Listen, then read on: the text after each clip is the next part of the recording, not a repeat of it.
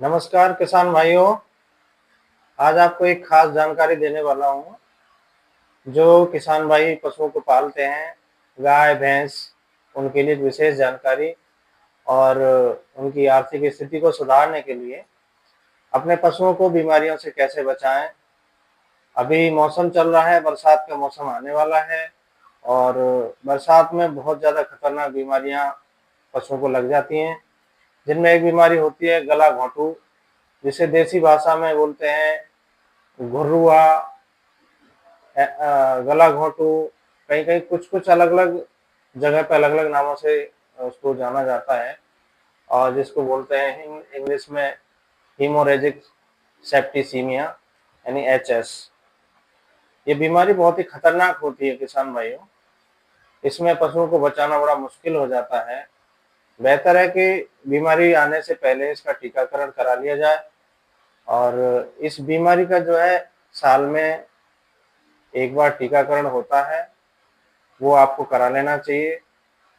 तो ये तो हो गई वैक्सीन की जानकारी। मैं आपको इसके बारे में पूरी जानकारी दूंगा, आप वीडियो में अंत तक बने रहिए। तो ट्रीटमेंट के बारे में और अपने पशुओं को कैसे बचाएं, उस चीज़ की जानकारी मैं आपको विस्तार से दूंगा। किसान भाइयों, बरसात के मौसम में बहुत सारी बीमारियां पैदा होती हैं।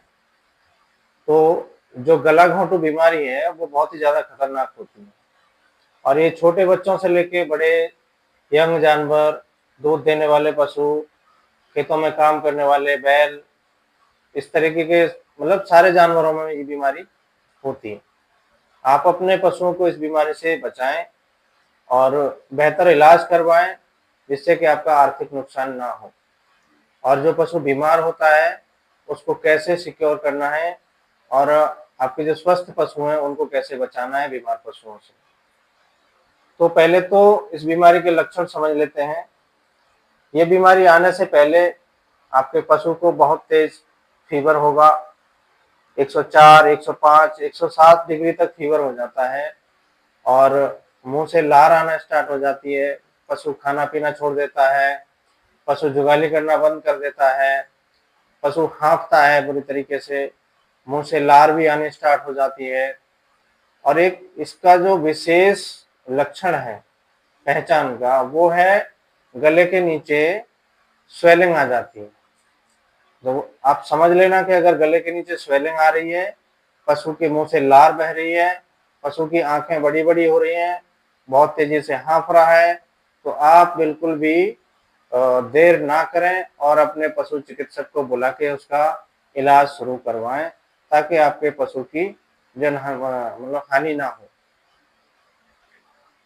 दूसरी चीज, पशु को ठंडे वातावरण में रखें और उसका नियमित उपचार करवाएं। इसमें क्या है, पशु खाना पीना छोड़ देगा बिल्कुल ही, क्योंकि उसके गले में इतनी स्वेलिंग आ जाती है कि सांस लेने की जो नली होती है वो स्वेलिंग के कारण दब जाती है।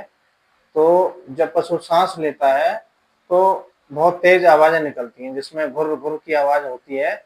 इसलिए हम इसको घुर्रुआ नाम से भी पुकारते हैं देसी भाषा में।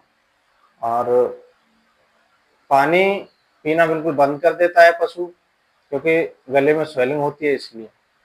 तो इसमें जो ट्रीटमेंट होगा, वो पहले तो उसका ट्रीटमेंट होगा उसका फीवर कम करने के लिए इंजेक्शन दिए जाएंगे, दूसरा उसका स्वेलिंग कम करने के लिए, तीसरा इन्फेक्शन ना हो उसके लिए, और चौथा उसका लिवर डैमेज ना हो उसके लिए। तो ये 4 प्रकार की मेडिसिन लगाई जाती हैं। और दूसरी चीज, पशु को बिल्कुल अकेले में रखा जाए उसको, जो आपके अन्य स्वस्थ पशु हैं उनसे बिल्कुल अलग रखें, क्योंकि यह बीमारी एक से दूसरे पशु में बड़ी आसानी से फैलती है।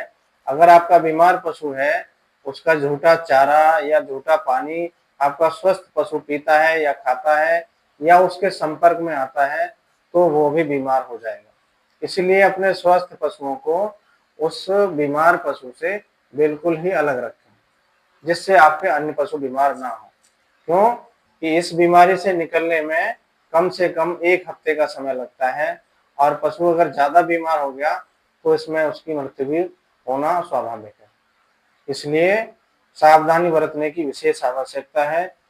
और ये बीमारी पशुओं से इंसानों में नहीं लगती है, इसलिए कुछ किसान भाई डरते हैं कि ये बीमारी हम लोगों को ना लग जाए। तो ऐसा कुछ नहीं है, ये बीमारी केवल पशुओं में ही रहती है। किसान भाइयों, आपसे विशेष अनुरोध, आप हमारे चैनल को सब्सक्राइब करें, लाइक करें, वीडियो को शेयर करें, और इसी तरीके की अच्छी अच्छी जानकारियां हम आपको अगले वीडियो में फिर देंगे। तब तक के लिए राम राम।